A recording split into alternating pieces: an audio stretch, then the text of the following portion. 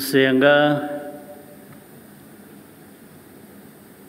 ni byiza, bikubiyemo ibintu byinshi.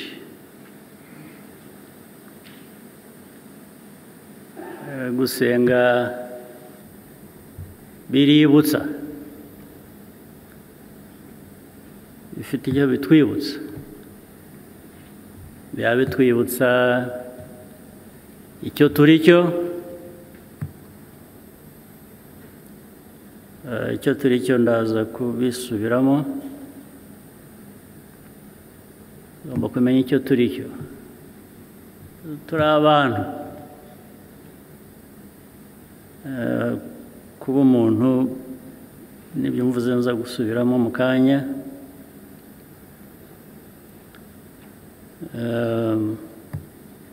Biratwigisha byinshi, ari byo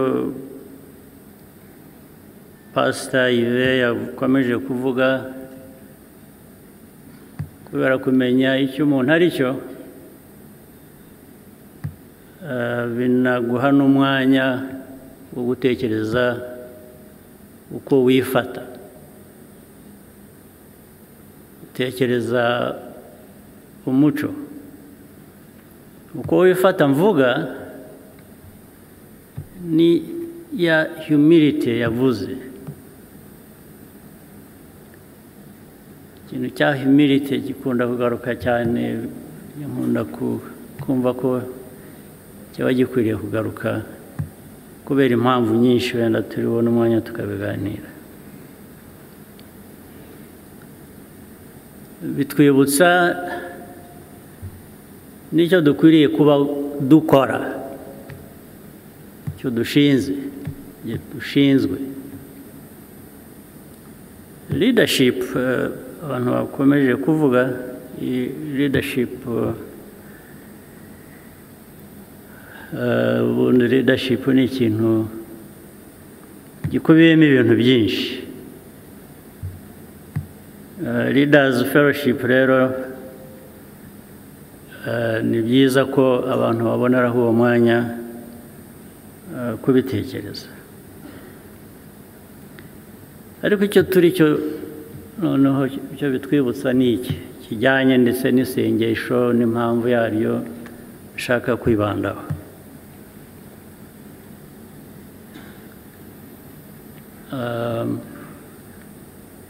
Abazi science ihanitse,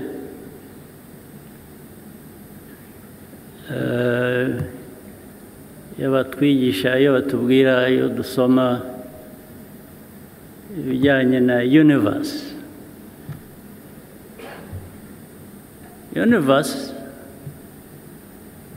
no muri science ihanitse ni amayobera. Bashaka aho iva ndetse n'aho ijya bakayibona, ariko ntibashobore kubisobanura neza. Bavuye ngo uhera he, igarukira he. Universe, ikintu mwita universe mujya mucyumva. Muri iyo universe harimo ibintu byinshi cyane, byinshi. Abantu babara, bazi imibare, babara bakameneka imitwe, ntibagere ku ndunduro yabyo. Ariko muri iyo universe, muri ibyo byinshi, harimo n'iyi si dutuyemo. Iyi si dutuyemo buriya ni akantu gato cyane. This planet ni nko gufata ururo, the grain of millet, ukagafatira hano. Ngafashe hano ntabwo mwakabona, ariko noneho reba ngafatiye hano, kugira ngo u Rwanda rwose, umuntu wese aho ari mu Rwanda azakabone. Urakareba kamanitse hano mu Rwanda rwose. urumva uko kaba ari gatoya. Iyi si turiho ni nk'urwo ruro karaho kamanitse ahantu, hari ibindi bintu byinshi nabyo bimanitse gutyo, birimo izuba, birimo ukwezi, birimo stars and planets, billions and billions and billions. Turi aho ngaho hagati, tumanitse aho hantu, abantu gatoya.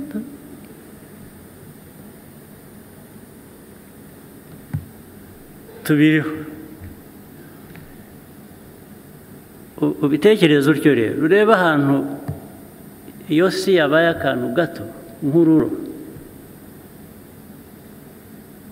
rumanitse, ubaza hanyuma wowe wibaze noneho, jye wicaye aha muri iki cyumba,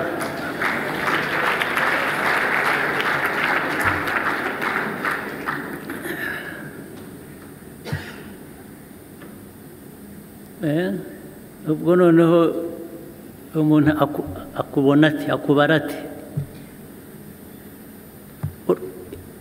isi yose yabayemo, u Rwanda rwabaye ruto, hanyuma se wowe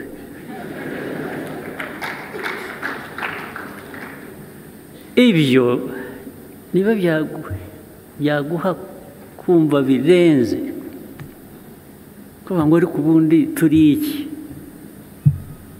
tuvahe tujyahe? Ibyo byose ntibyatuma ubwabyo witonda ucisha make.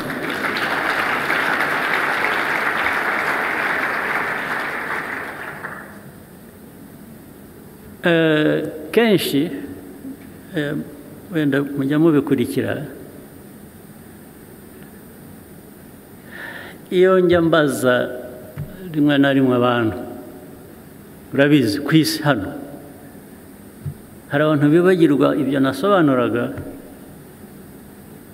bagenda bakubita igituza bavuga ko ari ibitangaza. N'ibihugu ubwabyo kuri iyi si ari n'ababiyobora ni bato nk'uko navugaga.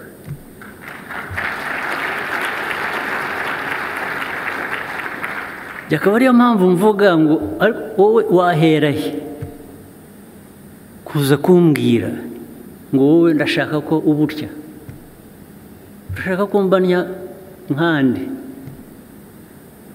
nawe kuri muto nkanjye.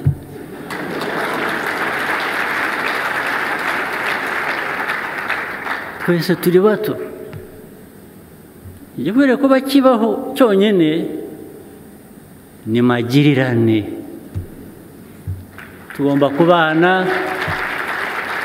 tukumvikana, buri wese akagira umwanya wo no gukora amakosa, kuvuga icyo ashaka, kuba icyo ashaka, muri kwa kundi turi cyo. Iyo abantu bavuga ngo ntawe usumba undi, nicyo kibanza, uko abandi basumbana uko duteye n'aho turi, ibyo nta kibazo nabyo byabaho, ariko biza nyuma.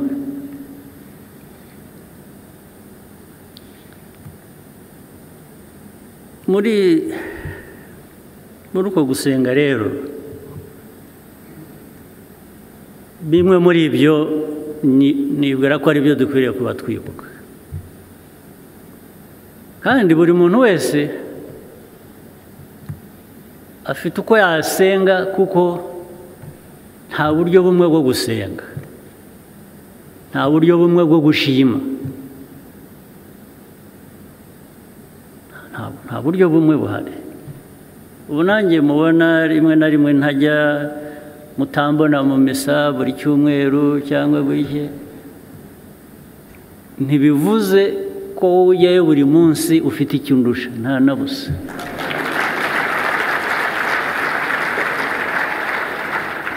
Ubwo ni uburyo bwawe, nanjye mfite ubwanjye.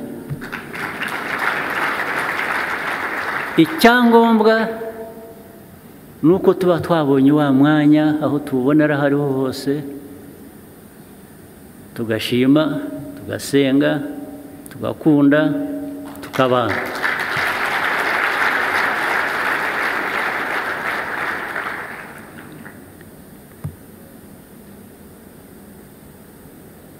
Ikindi ni uko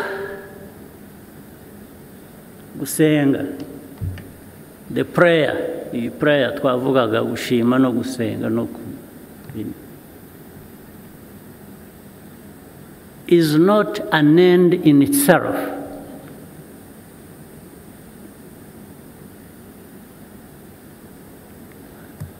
It must be associated with what you believe, what you want to be, must be associated with the purpose of life, of why we live, in that smallness of ours. We are very small. Muri bwa buryo navugaga bw'ukuntu isi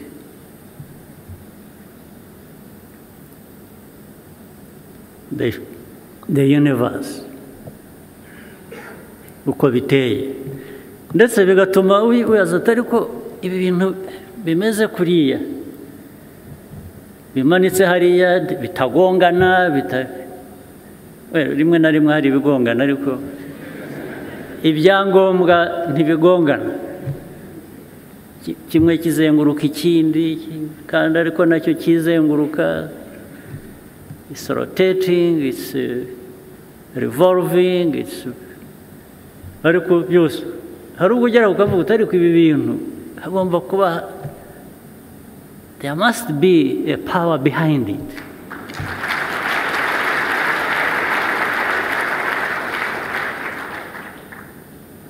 Niyo twaba tutabisobanukiwe neza what that power is, kuko ibi mureke tuvugisha ukuri, turemera, ariko turemera to a point tutumva neza ubundi. Ngira ngo ni nacyo ahari kigira iyo Imana nyine, no kuyumva ngo uyumve neza ntawe ubigeraho. Hari ibintu bimwe uragenda ukagera ku byo ushoboye, ibindi ukabyihorera.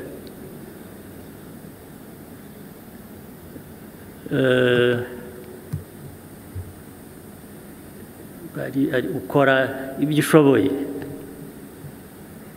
iby'ubwenge bwawe, iby'umutima wawe, iby'ubushobozi bwawe bundi bushobora kukugezaho. Rimwe na rimwe ibindi bikarekerwa iyo Mana. Iyo power tudasobanukiwe neza, hari abavuga ko bayisobanukiwe neza bihagije, ibyo ntabwo ndi bujye impaka nabo, ngenda avuga uko ntekereza, nta mpaka, nta guhakanya, ariko buri wese ni bwa burenganzira, ni ya freedom afite to exercise what is possible within us.